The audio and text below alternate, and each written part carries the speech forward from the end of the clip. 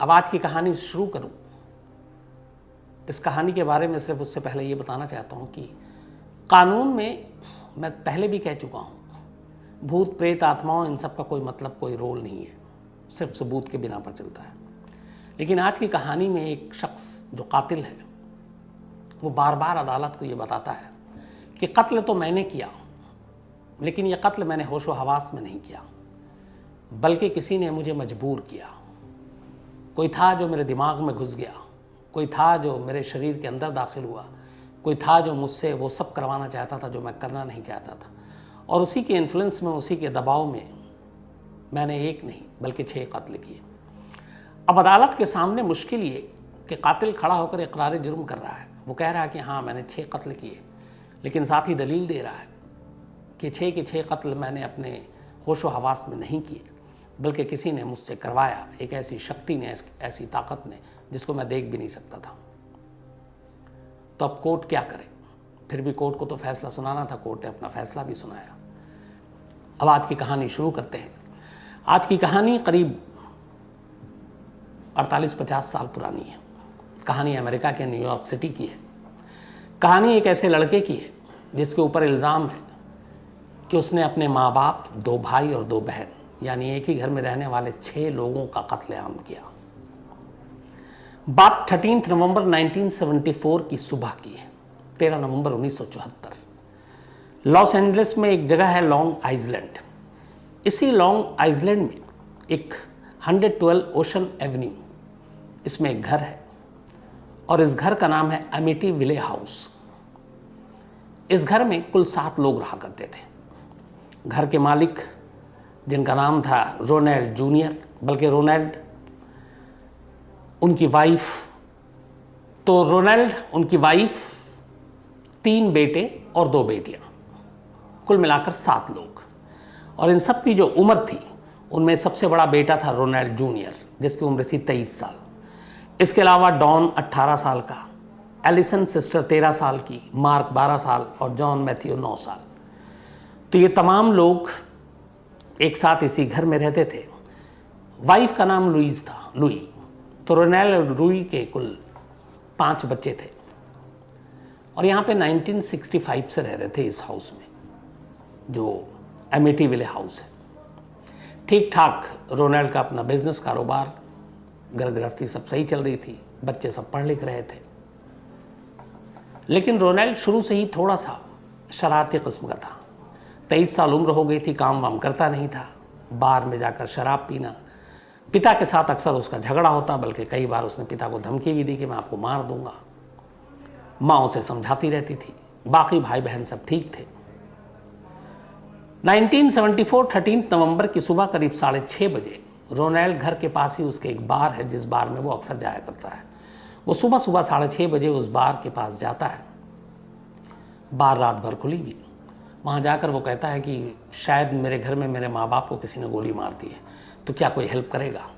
अब वहाँ चूँकि सब जानते थे रोनाल्ड को कि पास में ही बार है, पास में ही घर है, और वो अक्सर आता था।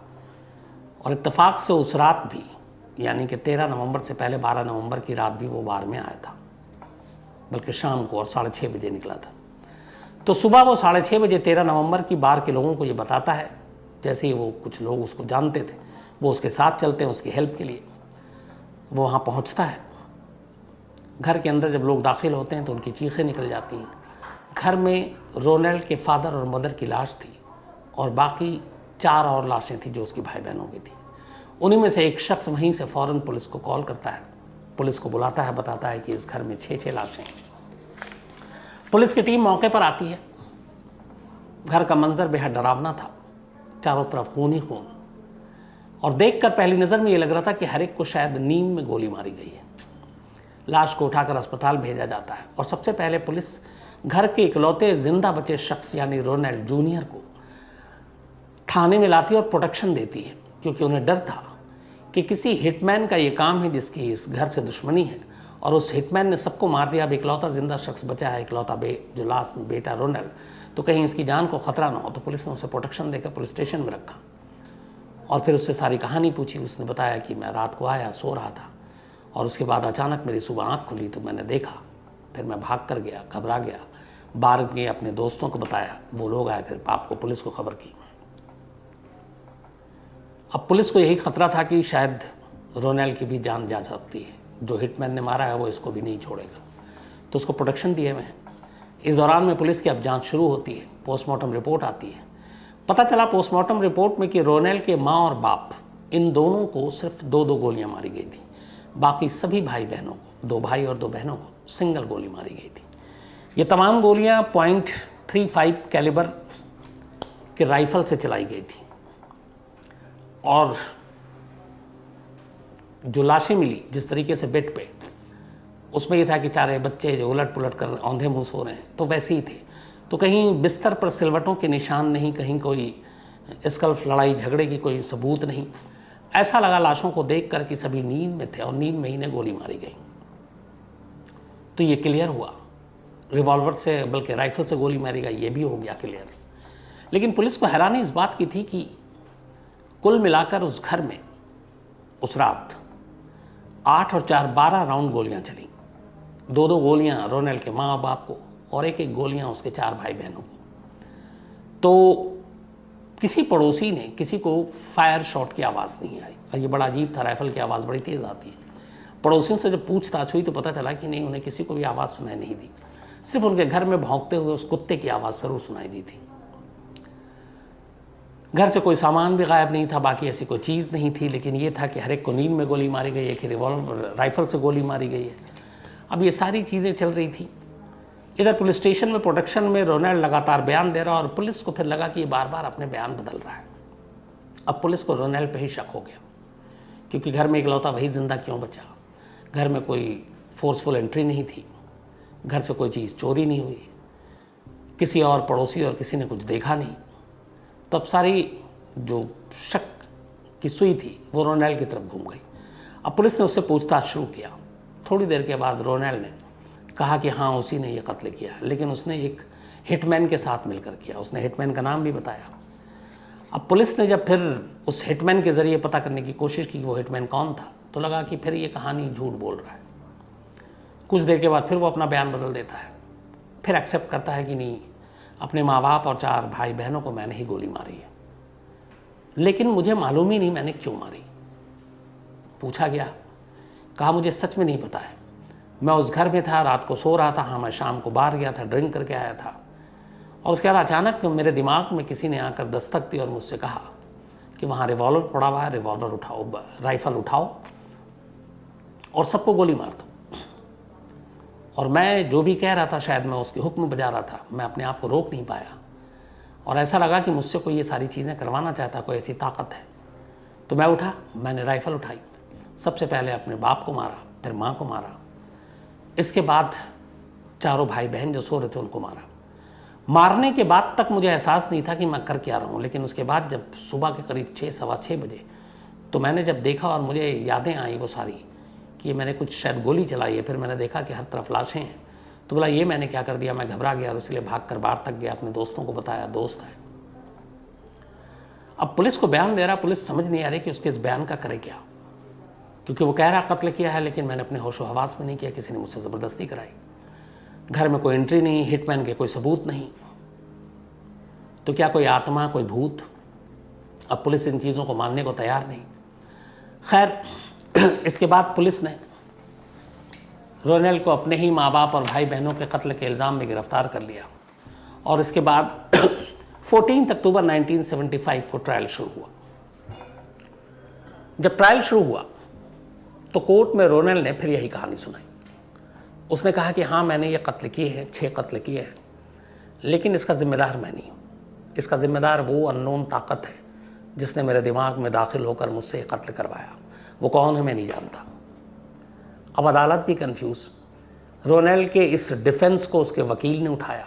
उसने कहा कि हमारा मुवक्किल जो है वो ये नहीं कह रहा कि उसने कत्ल नहीं किया, लेकिन किसी के दबाव में, किसी के प्रभाव में उसने ये तमाम गुनाह किए, तो इसलिए उसको देखते हुए उसके साथ रियायत और मुरब्बत बरती जाए। अब अदालत को समझ नहीं आ रहा कि ये क्या करे। अदालत ने अब रोनेल के पूरे कुंडली को खंगालने का फैसला किया।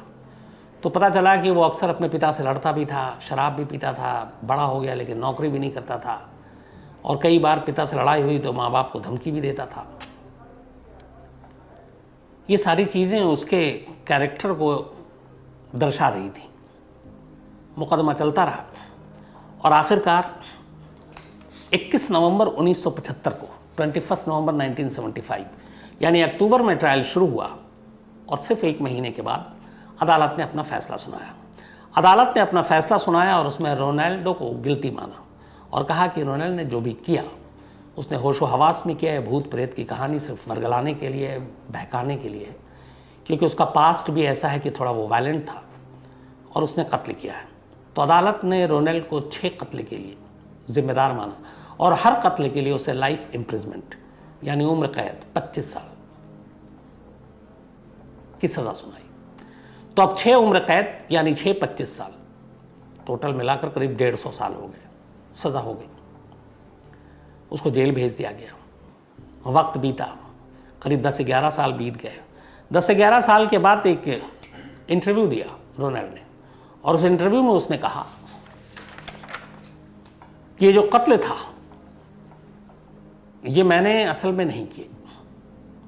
ये कत्ल सबसे पहले उस रात हुआ ये कि 13 नवंबर 1974 को जो मेरी बड़ी बहन थी उसने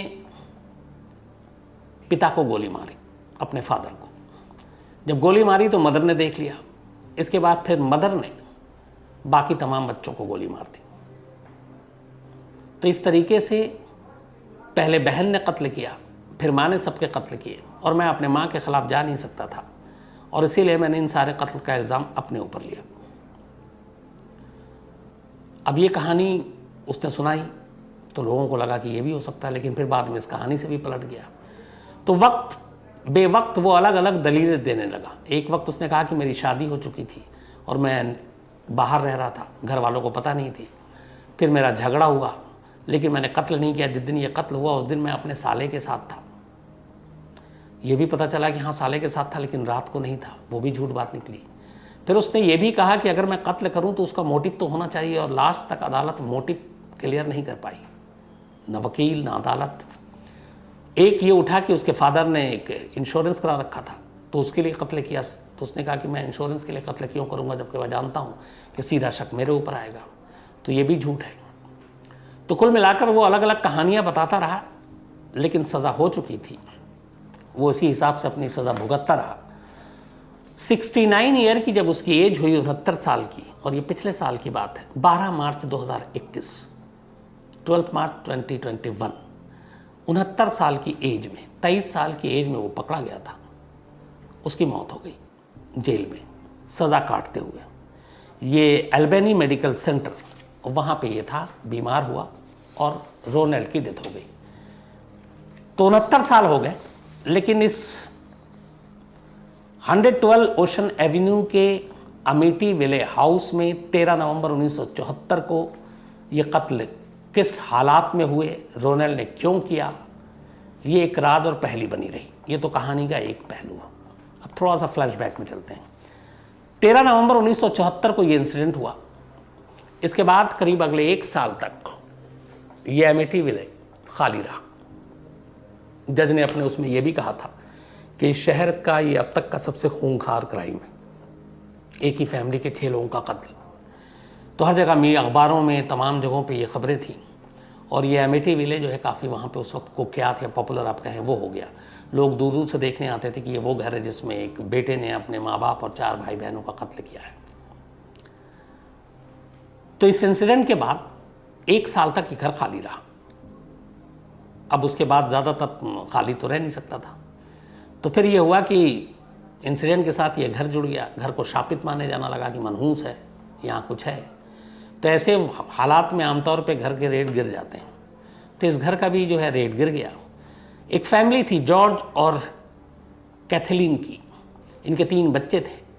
तो जॉर्ज ने जब देखा कि 1 साल हो गया है और फिर पता चला ऐड से कि इस घर की कीमत $80,000 है, 4000 स्क्वायर फीट या उससे ज़्यादा का ये घर था। 5 बेडरूम, स्विमिंग पूल, एक बोट हाउस, और इतना बड़ा इस घर की कीमत $80,000 1975 में।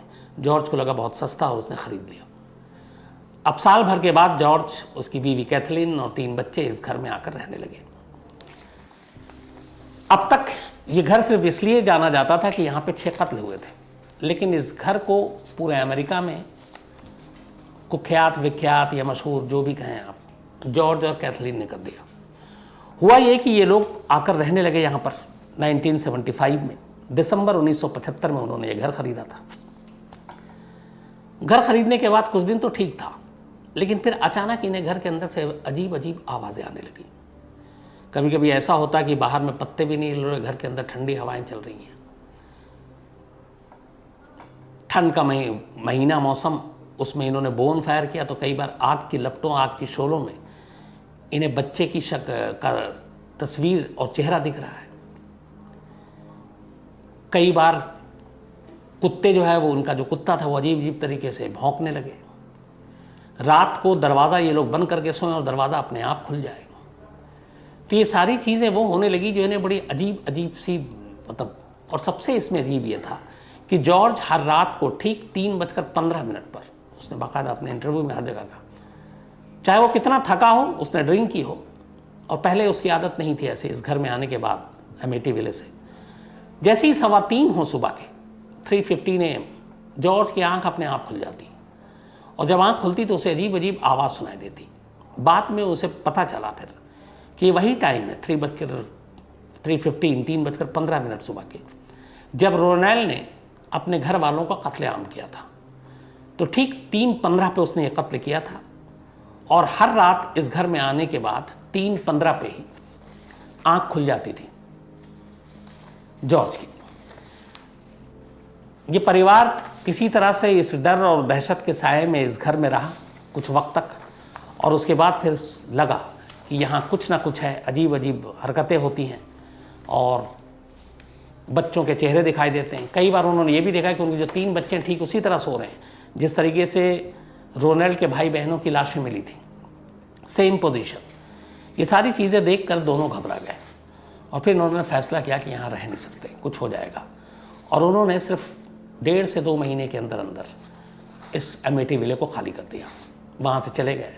इसके बाद अमेठी विले खाली रहा। फिर ये कहानियाँ और मशहूर हो गई, इसके ऊपर फिर किताब भी आ गई, किताब लिखी गई, फिल्म भी बनी, तो ये और वो होता गया। बाद में फिर अलग अलग कई और मकान मालिक आए, लेकिन कुछ कुछ वक्त के बाद खाली कर दिया। जिस 80,000 को में ख़रीदा था जॉर्ज ने 1975 में, आखिरी बार ये एंटी विले 2017 में बिका है, यानी कि 5 साल पहले, और इसको ख़रीदा है करीब $6 लाख, मतलब 80,000 और कहाँ आप $6 लाख, $6 लाख में इसे ख़रीदा है। और इसको ख़रीदने वाला कोई एक सिंगर है शायद, उन्होंने ख़रीदा है। इससे पहले और भी कई लोगों ने इसे ख़रीदा था, लेकिन अब इसकी कीमत करीब $6 लाख है, 80,000 वाले जो करीब थी वो, और अब इसमें लोग रह रहे हैं। तो अलग अलग वक्त में अलग अलग लोगों की कहानियाँ हैं इस घर को लेकर, एंटी विले, उसको अमेठी विले को लेकर। लोग छोड़ते गए, आते गए, लेकिन अब उस घर में जो 6 कत्ल हुए, जिसने कत्ल किया वो भी मारा गया, तो पूरी फैमिली एक तरह से रोनेल की ख़त्म हो गई, साथ के साथ लोग। लेकिन ये घर अब भी ज़िंदा है। अब लोगों के टूरिस्ट का ये एक तरह से बहुत बड़ा सेंटर है। बहुत सारे ऐसे जो भूत प्रेत, उनकी बातों, उनको कैद करने में कैमरे पर यकीन रखते हैं, ये लोग वहाँ जा जाकर रात रात भर रुके रहे। कई ने दावा किया कि उन्हें रात में उनके कैमरे में उस रोनेल फैमिली के एक बच्चे की तस्वीर रात को कैद हुई कमरे के अंदर से निकलते हुए। तो अलग अलग इसकी कहानियाँ हैं। इसी को लेकर किताब छपी, इसी को लेकर फिल्म बनी। लेकिन ये घर अपनी जगह आज भी कायम है। अब इसकी कीमत बढ़ गई है, और अमेठी विले आज भी लोग जब वो इधर से गुजरते हैं और जो वहाँ रहते हैं, एक बार इस घर के दर्शन ज़रूर करते हैं। तो ये थी कहानी। लेकिन एक सच जो आज भी राज है, जिस पर मुझे कि वाकई रोनेल ने उस रात जो कुछ किया था वो किसी के दबाव में किया था, क्योंकि मोटिव क्लियर नहीं हुआ। उससे पहले शाम तक की और 1-2 दिन पहले तक की सारी कड़ियों को जोड़ने की पुलिस ने कोशिश की, डिटेक्टिव ने कोशिश की, तो ये भी पता चला कि ऐसा 2 दिनों में कुछ नहीं हुआ था इतना बड़ा, जिससे रोनेल को बहुत गुस्सा होना चाहिए था और उस गुस्से में वो ये कत्लेआम करे। तो ऐसी कोई चीज़ नहीं हुई, बड़ा नॉर्मल डे था। वो हमेशा बाहर जाता था, बाहर से पी कर आया था, सो भी गया था और फिर रात को उठा और उसने अचानक गोलियां चलानी शुरू कर दी। पैसों को लेकर, इंश्योरेंस को लेकर कोई ऐसी चीज़ प्रूफ आई नहीं। तो फिर बात वही आती कि क्या सचमुच उस घर में ऐसा कुछ था जिसने रोनाल्ड से ये ज़बरदस्ती और जबरन कत्ल कराया? इस सवाल का जवाब कहीं नहीं है।